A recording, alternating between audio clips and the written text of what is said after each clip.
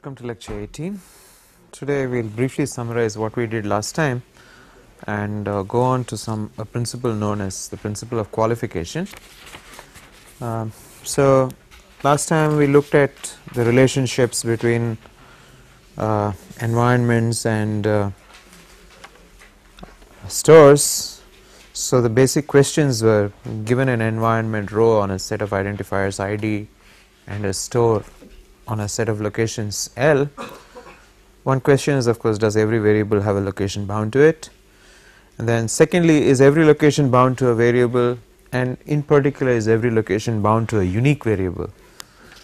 So this aspect leads to, firstly, there is the question of what is known as aliasing.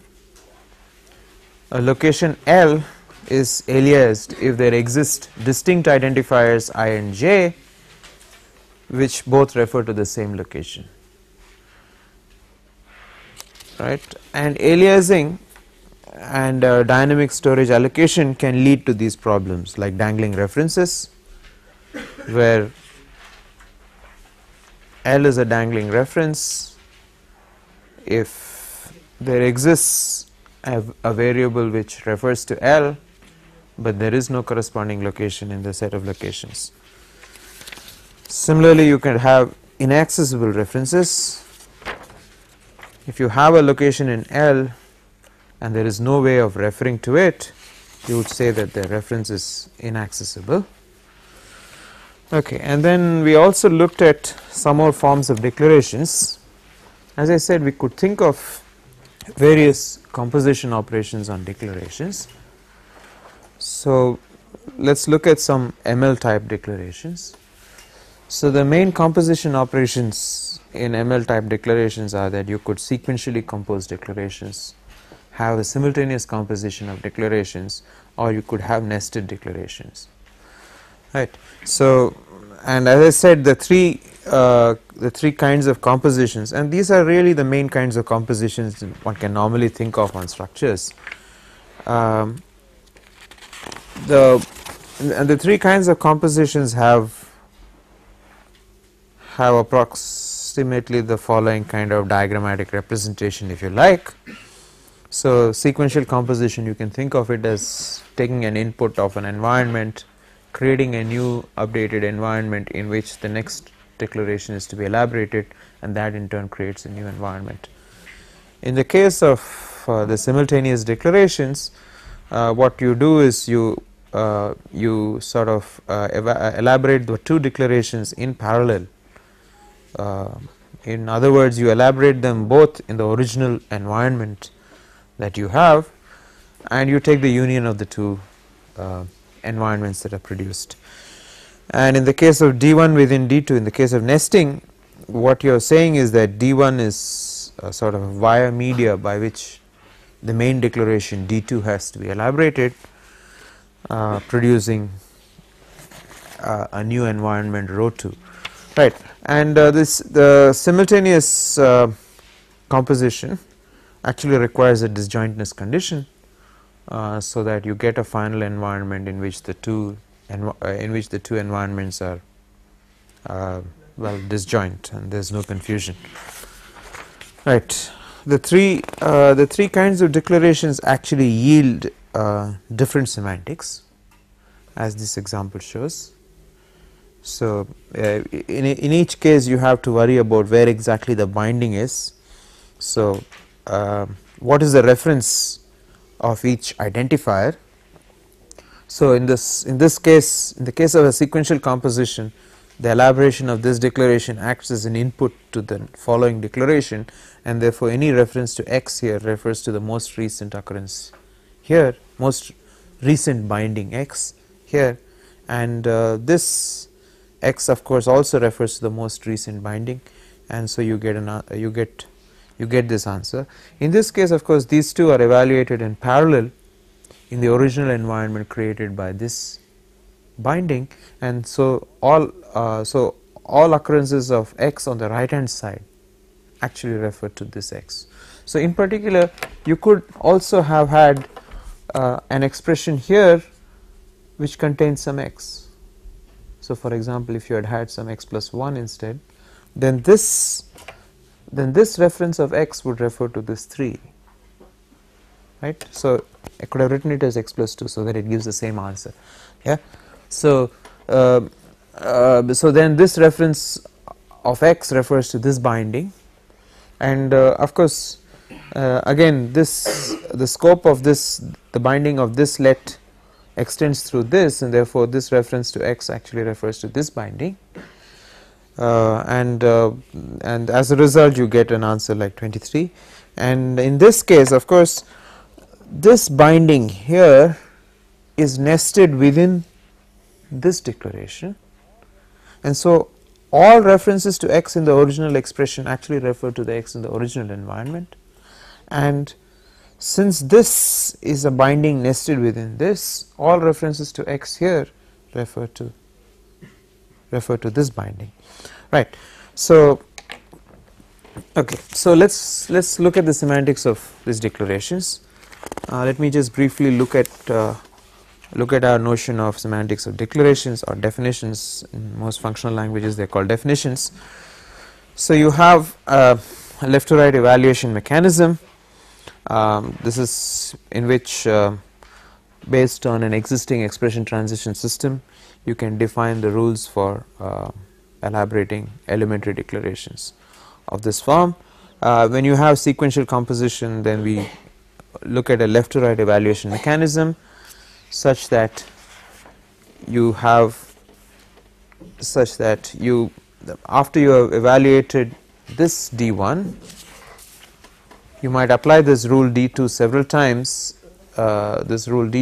times, and eventually obtain a little environment for this declaration D1, and having evaluated that, then in the updated environment rho 1 that you produce, you elaborate D2, and you might apply this rule D3 several times till you actually obtain another little environment rho 2, and then this composition is just the updation of rho 1 with rho 2, right. And the interpretation that we gave was that you given an environment, you have a rho, you elaborate D1 in rho yielding rho 1, then elaborate D2 in rho updated with rho 1 yielding rho 2, and the result of elaborating D1 semicolon D2 in rho is rho 1 updated with rho 2. Okay. So, we could similarly give semantics of the simultaneous declarations, and so here is the semantics. So, if you look at, let's look at this D5. Here again, given a declaration of the form D1 and D2, you have to first elaborate D1 till you have produced a little environment, and having produced a little environment, you retain that little environment. So, eventually when you produce this little environment rho 1, this moves to this transition, and then in a standard left to right manner you actually you elaborate the declaration D2 till you have produced another environment rho 2. But this elaboration, of course, all this elaboration of D2 also happens only in the environment rho, and finally this gives you rho 1 union rho 2. And if the disjointness condition holds, then there should be no conflict in producing this union. This, by the way, this union is pure set union, it is not disjoint, right. So, however, if the disjointness condition holds, then it does not matter, disjoint unions, updations, they all give the same results, right.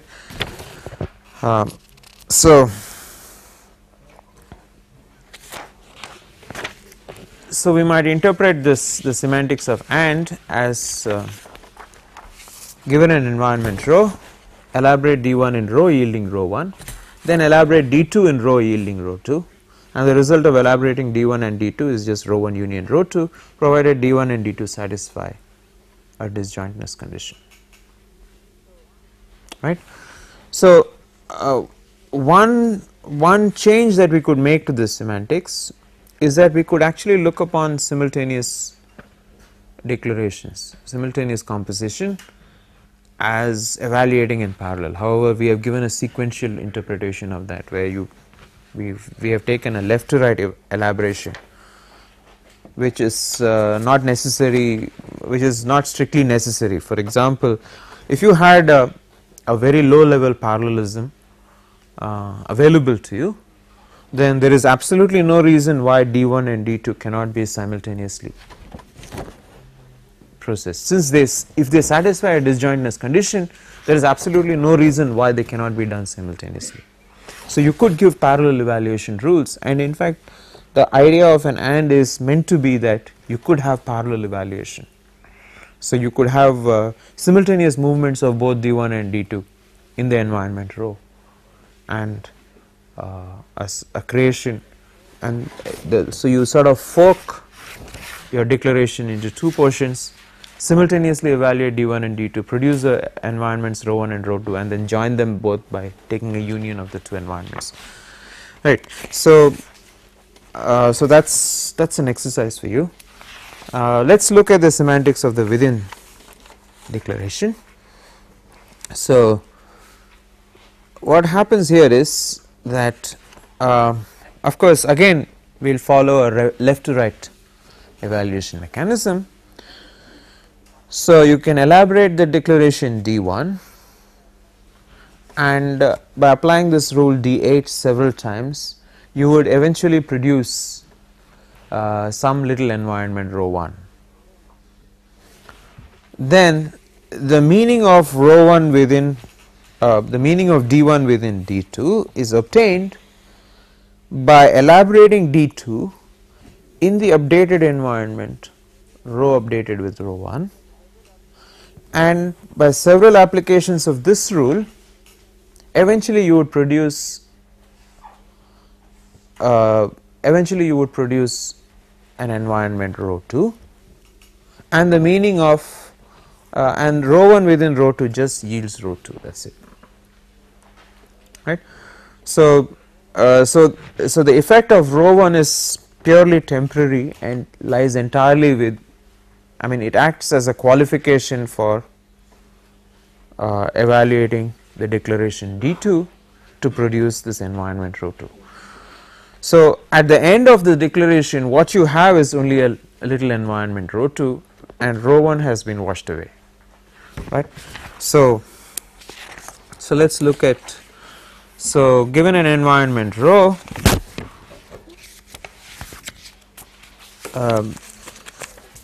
you elaborate D1 in row yielding row 1, you elaborate D2 in row updated with row 1 yielding row 2, and then the result of elaborating D1 within D2 is simply row 2, right.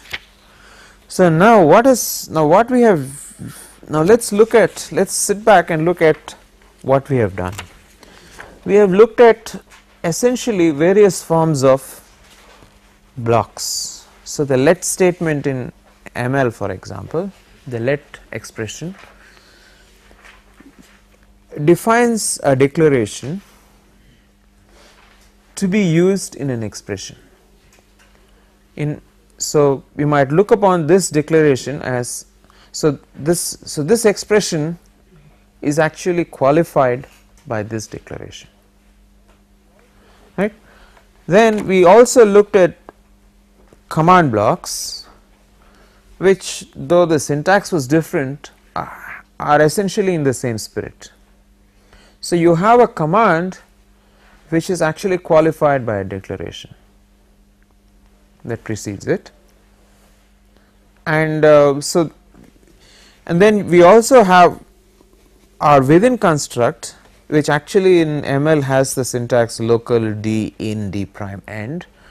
Our within construct is actually a declaration block or a definition block, right.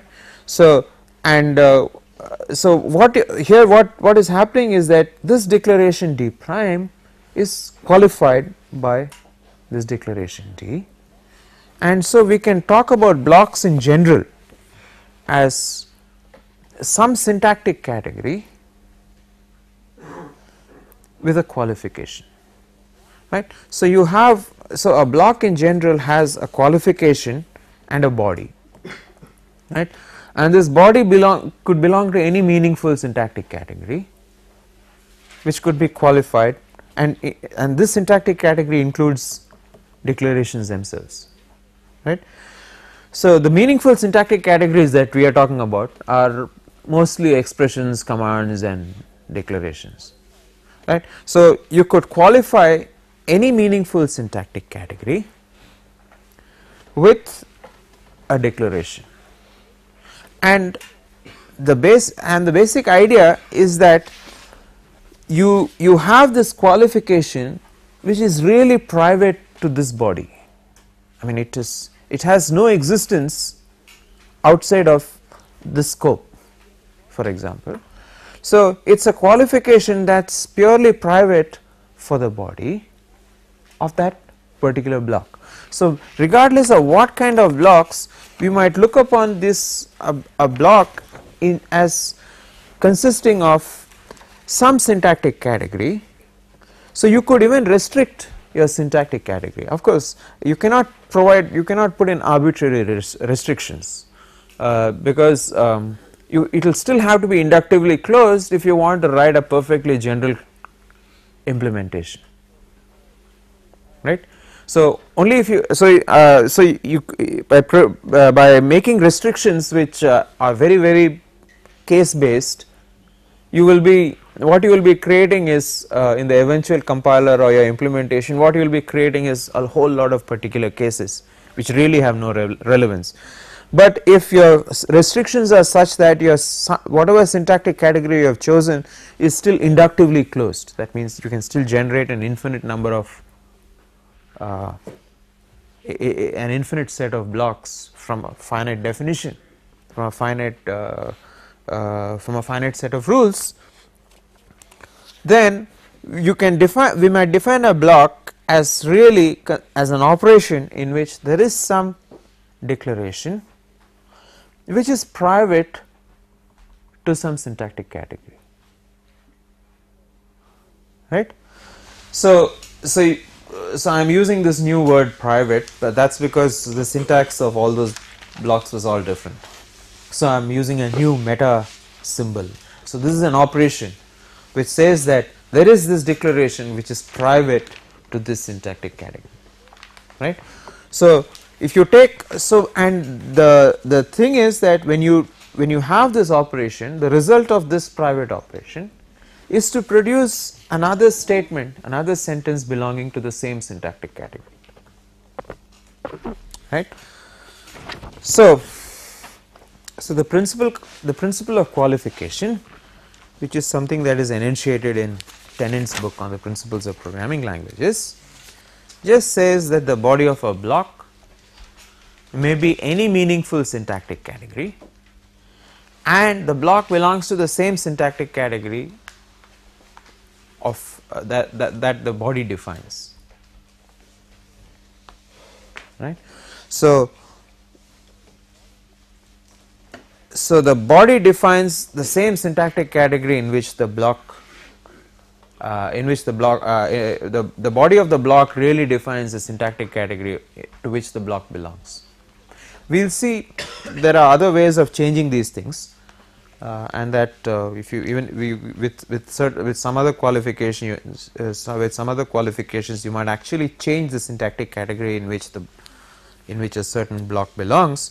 But for the present, what we might say is that a block just consists of a declaration or a qualification that is private to a certain syntactic category, and the result of that operation is the same syntactic category to which the body belongs, right. And the principle is important because what it means is that you can use the same principle to, I mean what it means is that all kinds of implementations that you might define are common regardless of what your syntactic category is. Assuming that you have an implementation of a syntactic category, what happens to a syntactic category that is qualified? And the implementations are all going to be the same essentially. right. Okay, now since we have studied only 3 syntactic categories, you could for example restrict the syntactic categories in various ways. One is that you could just have identifier blocks. I mean, this is an inductively closed class, and you could just have identifier blocks, right. This is a very trivial example, but a more important example is that you could, for example, okay, just like you could have identifier blocks, and since an identifier is a subcategory, it belongs to the syntactic category of expressions, what we would say is that this whole thing is also an expression, right. You could have just purely assignment statement blocks, assignment command blocks, in which you have a purely local declaration. I mean these are possibilities which do not actually exist in most programming languages, but the whole point is that there is no reason why they shouldn't. I mean, there are no good reasons why nobody thought of including them. They could just as well have, but it's possible, but the most important reasons could just be that you would like to, I mean, you don't want to have very highly localized, you don't want to have very small categories like this, because what it means is that you will have to do a large amount of runtime memory allocation and deallocation, I mean, because of these very small scopes involved in such syntactic categories. But there is one important class of constructs, for example, in Pascal. You could also have, for example, if we had defined a syntactic category called process for parallel executions and so on and so forth, you could have actually process blocks, right. So you could have declarations qualifying a process, and you could have process blocks, which is an important syntactic category which we probably will not study further. But what we could have done, what for example the Pascal language could have done, which it did not do, was to define for command blocks, right. So if you look at the Pascal language definition, the for statement is such that firstly it says that you have a for statement of this form, let us say,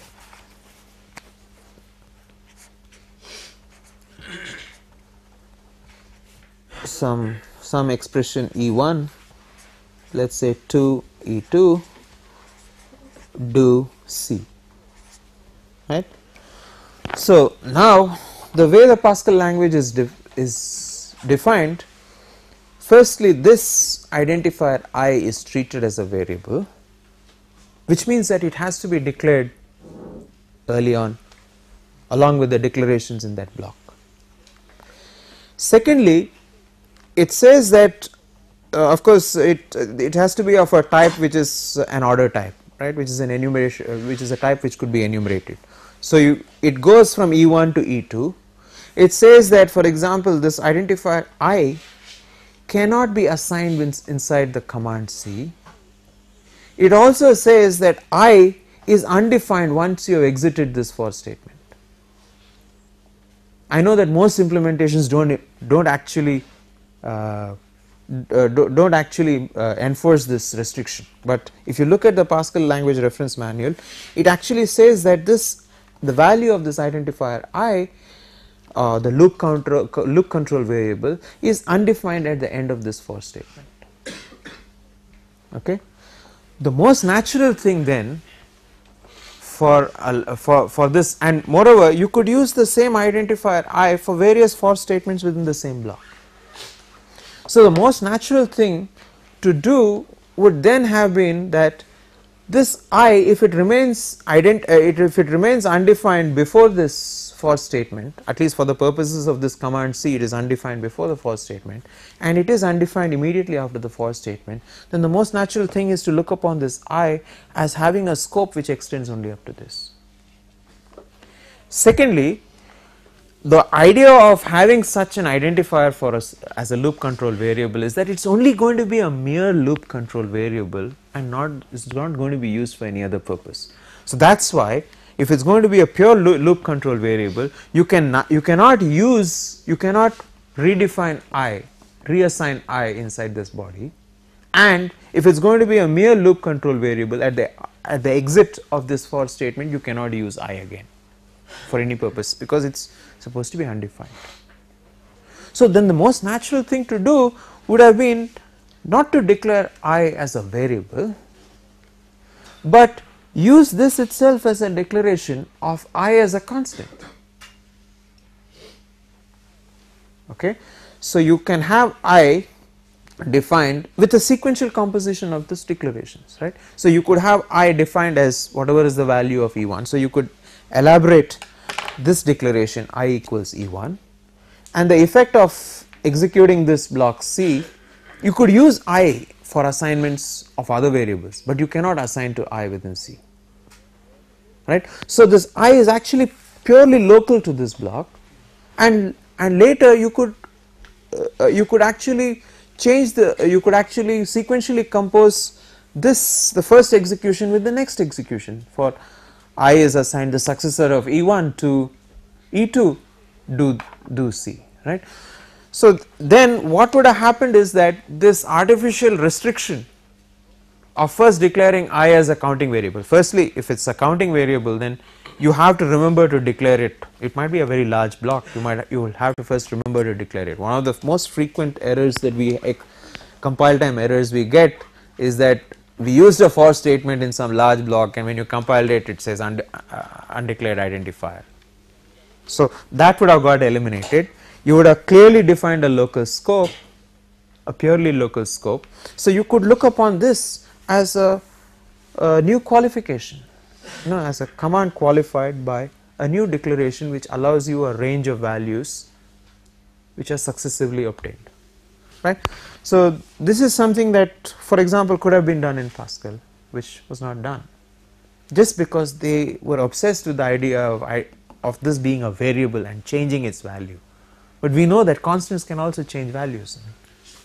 By a sequential composition, you get a straight updation of environments, and so you could have changed the value of this constant I with every iteration, right. So I mean, it would have been a redeclaration in each case, but nevertheless it would have maintained those it would have made a more natural implementation in which you actually ensure that the identifier I at the end of this loop is undefined, and secondly, if I was declared as a constant within this loop, then there is no way of modifying I inside C, right. Whereas most implementations of Pascal, you can actually find holes in this in their implementation. In many implementations, you can actually print out the value of the loop control variable at the end of the execution of a for statement. In many implementations, you can actually modify, because they do not do any compile time or runtime checks to ensure that I is not modified inside the variable, inside the command body, inside the body of this for command. So you could look upon this whole thing as a declaration qualifying a command, and therefore defining a new block, which is really what it should be. Then you would not have to have the overhead of declaring I initially in the block. The I would be locally declared here, and you could have several for statements with as many variables as you like, and there is no cause for confusion, because each of them will define its own scope, right. It is also a way of ensuring that if there is a for statement inside the C, then and you were to use the other restriction in the Pascal language is that this loop control variable cannot be used as a loop control variable of a for statement inside this command C. Now if you treat this as a block, it does not really matter even if you had another for statement inside C with I as the loop control variable, because what that I would be a new I in a new environment, would be declaring a new constant I in a new environment, and within the scope of that declaration that I would be valid. The moment you exit that for statement, this I would be valid, and there would be absolutely no confusion, right. So what happens is a semantic definition of constructs in a language and of the whole language can actually help you do a redesign of the language, if you like, and do a redefinition. Otherwise what happens is that most Pascal compilers spend a lot of time, the ones which actually implement standard Pascal spend quite a lot of time doing a type checking on this to ensure that the loop control variable is not used. If you do want the value of I to be available outside, then the best thing to do is to actually declare a new variable which will store the value of I, which is declared outside the scope, and therefore it will remain, it will be available outside the for statement, right. So this compiling aspect of the for statement was something that was not seriously considered by the designer of Pascal, yeah. So whereas it's really, by all intents, if you look at the way blocks are defined, this really defines a new block, and it should perhaps have been treated that way. But it of course adds an extra overhead in the sense that you will have to do a reallocation each time for a new block. So that's an extra overhead, and it's a runtime overhead, okay. So which means it can slow down execution, yeah. But it would have made the semantics cleaner, and it would have made it obvious that if the for statement is a block, then obviously anything that's declared inside the for statement, which in this case is just going to be the loop control variable, is going to be undefined outside, yeah, right. So then the semantical considerations of blocks, so the consequences of the principle of qualification is that firstly the semantical considerations of blocks of all kinds are similar, and the implementations are also going to be similar, right. So now let us look at the pragmatic issues that govern blocks. So let's look at the pragmatics of blocks, right. So if you were to, so we look upon blocks as a general qualification mechanism, and one thing is, as we have noticed, if you look at the notion of an environment, so I'll talk about most of the pragmatics in the context of the functional language, because then I don't have to worry too much about the store, right. So the pragmatics of blocks are such that, supposing you have a declaration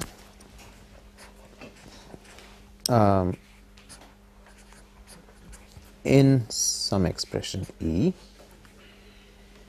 Now what we do know is that this expression is evaluated in some environment rho, and the effect of this declaration is to create a new updated environment, which the updation, and that updation becomes is a reversible process, and that updation goes away at the end of execution of E. So the most natural implementation is that, so if you were to take, so let us look at what happens. So firstly you have the code for,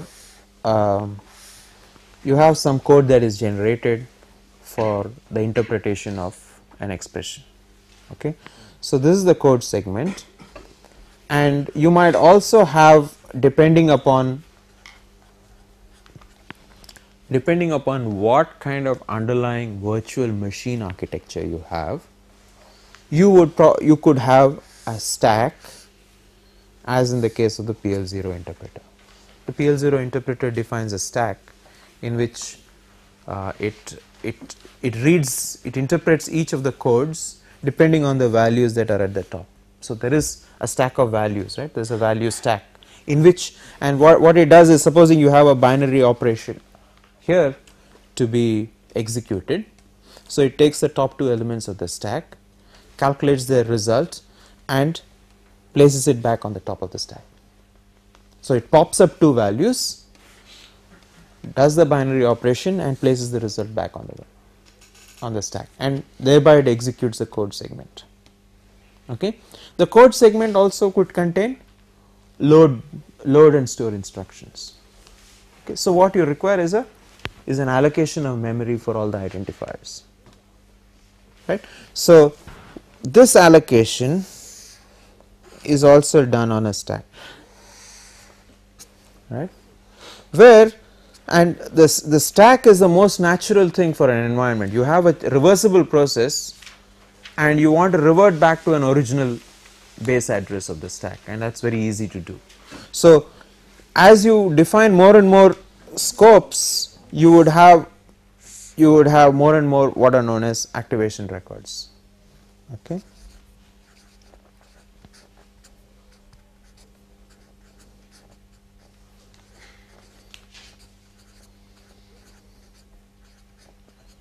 Okay, so this is the runtime stack.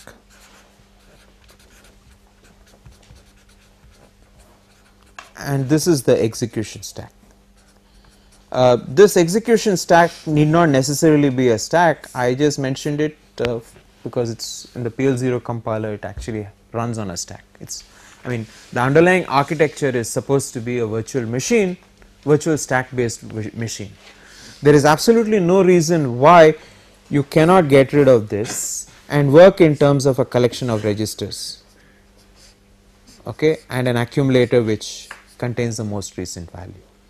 Okay, so the stack architecture is not absolutely mandatory. You could have a register based execution mechanism too, in which case the interpretation of all these things would be such that you would load them into registers and store the result of an operation on registers into an accumulator, into a predefined accumulator. One of the registers would be an accumulator. If you were to generate code in a manner for the native architecture, for most machines this is what you would do. So you would actually define, so if your machine is a register based machine, then you would have a collection of registers in which in one of them you would have a program pointer, a program counter stored. In one of them you would have the base address of a stack stored, of your runtime stack stored, and then you would have and you would use some 2 or 3 registers depending on what are all the possible operations you have. You would have 2 or 3 registers and one designated accumulator in which the intermediate values are stored as and when the computations are performed, right. So when you are elaborating a new environment, what you would do is that you would actually assign, you would actually allocate starting from a given base address. Let us assume that this is part of some larger context in which the stack has so many activation records. Okay. So this whole thing constitutes right now, let us say, the environment row. So as you elaborate this declaration D, so let us assume D has just some 2 declarations of this form: x is assigned 5, y is assigned x plus 1. Yeah. Then as you elaborate D, you would first be elaborating x equals 5 in this environment. So the first thing is of course to allocate starting from this base address, which is probably stored either in a stack or in a which is either stored in some register or in another stack, because you might have to go back to base addresses, right. You might have several base addresses to go back to. See, you could have a stack of base addresses too. So starting from this base address, you would allocate some memory, and this address is what would be mentioned in your code. So when you are loading a value onto your runtime stack or into a register, the identifier x would actually come from here, the value would come from here. And next, when you have y equals x plus 1, what you would do is you would first allocate for y a place. Then in this environment consisting of this much, you would actually execute the expression x plus 1, find the value, probably stored in a register or on top of the execution stack, and store that value in this location.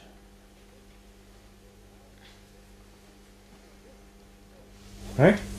And so all references to y in this new updated environment would refer to this address. So this is an address in the stack, which is what your code segment will contain.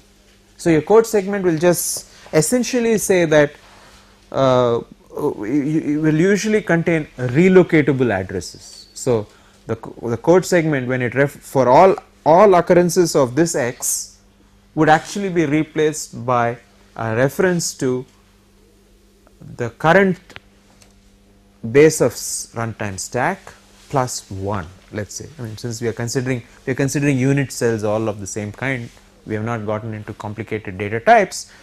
So it will refer to the current base address plus 1. I mean, that's going to be the meaning of the variable x, right? And the meaning of the variable y is going to be the current base address plus 2. And the entire code segment in the process of your interpretation of the high level program will just consist of those references. So the x and the y and so on have been completely eliminated. And how do you do that?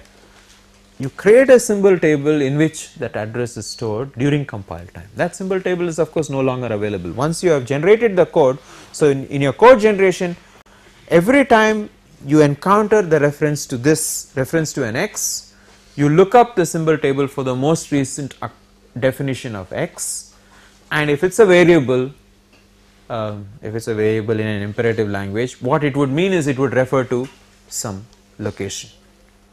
And that implementation more or less holds also in a functional language. You would have to still do some memory allocation. After all, where are you going to store your constants? As and when new constants are declared, you have to store them. So you will pragmatically speaking, you would still be giving them addresses in terms of the current base address. So during the process of compiling, you create a symbol table in which, when you elaborate declarations, you give a relative address, relative to a base address of a runtime stack, which of course that base address of course depends on the execution environment, but you just define a relative address corresponding to a current base address and replace all occurrences of that reference to that identifier by that relative address. And when your code is actually generated, that is what it will contain. At execution time, the current base address of the runtime stack is known, which in the case of the PL0 compiler I think was called B. There was this SB, right? So the current base address is known or stored somewhere, and a memory allocation takes place in which this reference is given that value. Then all references to this refer to the value in this. There are of course certain speed ups possible. I mean, if you are actually generating code in a native hardware, in a native piece of hardware, and you have a large number of registers, then what you might do is at compile time itself, you might decide not to locate that variable on a runtime stack. If that variable is very frequently used, what you might decide is to actually locate it in a register, in a high speed register, or in a cache. If it is going to be something that is going to be frequently referenced, you might actually give it an address in cache. Okay, but those are optimizations that that need not deter us from the basic principle is that there is some. You can look upon parts of the cache and parts of those registers also as part of the runtime stack. It's just that the runtime stack is not one contiguous entity, then it's distributed across 3 different entities, right? But it's still a runtime stack. So you might make these optimizations, either assigning high speed registers depending on how often it's being referenced in the program, or in cache, store it in cache, but basically there is a runtime stack and you are going to give it a relative address corresponding to a current base. Yeah.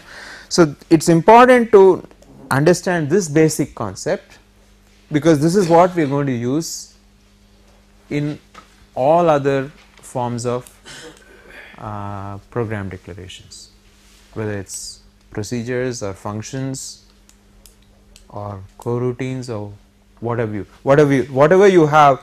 This is going to be the basic model of execution. So, so the important things are that there is a portion called the code segment which has no references to any variables. All variable references have been translated at compile time into addresses, into relative addresses corresponding to a base of a runtime stack. For each block there is an activation record, and during the elaboration of a declaration that activation record is actually created. So, the memory allocation is actually done at execution time starting from whatever is the current base. So, this actually neatly captures the static scoping rules, right. It does not capture what are known as dynamic scoping rules, but we will worry about that later. So, it captures static scoping rules. So, the actual memory allocation is actually done at runtime, and all identifiers have been replaced by relative addresses. And when you do the actual memory allocation, an identifier instead of having a relative address has an absolute address on the stack. So, the moment this elaboration is finished, a new activation record has been completed, which is the environment rho prime, and this expression E is executed in this updated environment rho updated with rho prime. Yeah, so this whole thing is rho updated with rho prime, and the code for E is then executed based on values taken from this activation record, and either on the execution time stack or on registers the loading and storing happens and the operations are executed. Maybe intermediate results are obtained in an accumulator, and if there is a store instruction, then that store is to a specific address which has an absolute value, and so you can store it back here, right. So, this is going to be the basic model. So, there is going to be, so we will not worry about the execution time environment. In fact, we will never talk about it. This is the first and the last time I am going to talk about it. We will always talk in terms of the code segment and the environment created by an activation record. Yeah. So, in the case of an imperative language, in the case of a functional language, the difference is just that this whole thing is regarded as just an environment which cannot be updated. So, once values are assigned, that is all. I mean, there is no storing back into this runtime stack, okay, because they are all constants, right. There is no loading and storing, I mean there is no storing back into this place, there is only the creation of a fresh environment, or when a scope is, when the end of a scope has been reached, you just revert back to the previous base address, that is it. So nothing is actually accessible, nothing that is in the previous in the last base address is actually accessible. Everything that occurs is with respect to the current base address, and all references are references to some absolute locations in this runtime stack, and there are no store operations onto the runtime stack in the case of a functional language. In the case of an imperative language, in addition, what happens is that there is since there are stores and updations, so this each cell here is actually tagged depending upon whether it is a constant or a variable. So, there is a tag label which comes from the symbol table. Part of the symbol table during the process of compilation, what happens is the symbol table not only stores the address but also stores type information, stores the length of, for example, we have considered only integers, but if you look at other kinds of data types, it also tells you a calculation of how much one unit of that type should be allocated, right. It also tells you what should be the tag, I mean is it a constant or a variable, all that information is present in the symbol table, and a lot of that information is actually present as tags in the activation record. So, if it is a constant, you can do a runtime check to ensure that you are only updating a location which has not been designated to be a constant, which does not have a tag of a constant, whereas, and you can update only locations which have the tag of being variables, and you have standard memory allocation strategies within the runtime stack. This is of course, we will talk about the heap later, but so this is the basic model of execution which the environment gives us, and the contents of this runtime stack actually give you the store.